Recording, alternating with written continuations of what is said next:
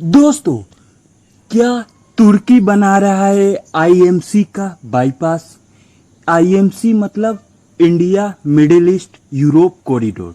दोस्तों, हाल ही में हुए G20 समिट में यूएसए, यूरोपियन यूनियन और भारत और मिडिल ईस्ट मतलब सऊदी अरेबिया, इजराइल के लीडर और जो जॉर्डन और यूएई के, इन सब ने मिलकर एक कॉरिडोर की चर्चा की थी जो इंडिया को मिडिल ईस्ट के थ्रू यूरोप से कनेक्ट करेगा। दोस्तों, इसमें तो माना जा रहा था कि फायदा यूएस का भी है, क्योंकि वो इन सभी देशों से अपना कंट्रोल नहीं खोना चाहता, उनको अपने कंट्रोल में रखना चाहता है, और इंडिया का तो फायदा था ही, यूरोप का भी फायदा था ही। दोस्तों, अब इसमें तुर्की कहां से घुस आया?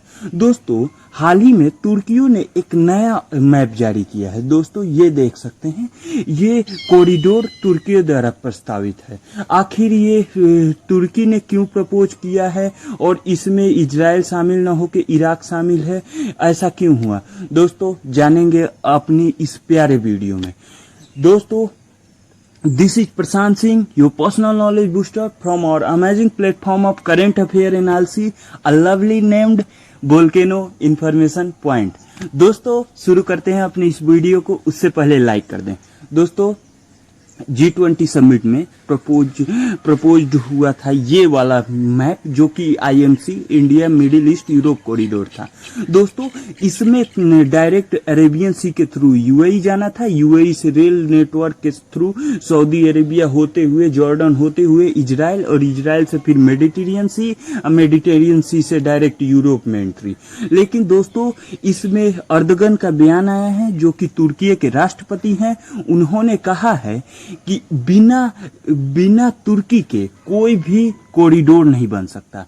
दोस्तों, इसके क्या मायने हैं? दोस्तों, हिस्ट्री में अगर उठा के देखा जाएगा तो अक्सर आप तुर्की को ईस्ट और वेस्ट के को कनेक्ट करने वाला ब्रिज की तरह आप समझ सकते हो। वो हमेशा से कनेक्ट करता आया है। इसी चीज का वो इस बार भी फायदा उठाना चाहता है। दोस्तों, इसमें उसने इराक को क्यों कनेक्ट किया है? दोस्तों, वो पहले वाला तुर्की नहीं रहा। जब तुर्की लिबरल था तो काफी विकासवाद टाइप से सोचता था, लेकिन अब कि जिस प्रकार से उसके यहाँ कट्टरपंथी बढ़ती जा रही है, उसके कारण अब उसको किसी ऐसे कॉरिडोर में शामिल करना जिसमें बड़े बड़े देश शामिल हो और बहुत सारा वैश्विक व्यापार हो, ऐसे कॉरिडोर में उसको शामिल करना। और इराक तो आप जानते हैं कितना ज्यादा आईएसआई संगठन से आंतरिक मामलों में परेशान रहता है। दोस्तों, ऐसे रोड मैप में कोई नहीं जाएगा। और दोस्तों, बात है इजराइल और तुर्की में सिलेक्ट करना इंडिया के लिए, तो वो तो हमारे व्यूअर में से कोई भी बता सकता है इजराइल और तुर्की में कौन हमारा बेस्ट फ्रेंड है। दोस्तों, कभी भी अपने किसी भी देश को निर्भर तो होना चाहिए, अपने आप पे आत्मनिर्भर होना चाहिए, लेकिन जरूरत पड़े किसी देश और देश पे निर्भर होना पड़े तो हमेशा उस पुराने दोस्त को याद किया जाता है जो आपका हमेशा साथ दिया हो। ऐसे में दोस्तों, इजराइल ही हमारा सबसे अच्छा दोस्त है।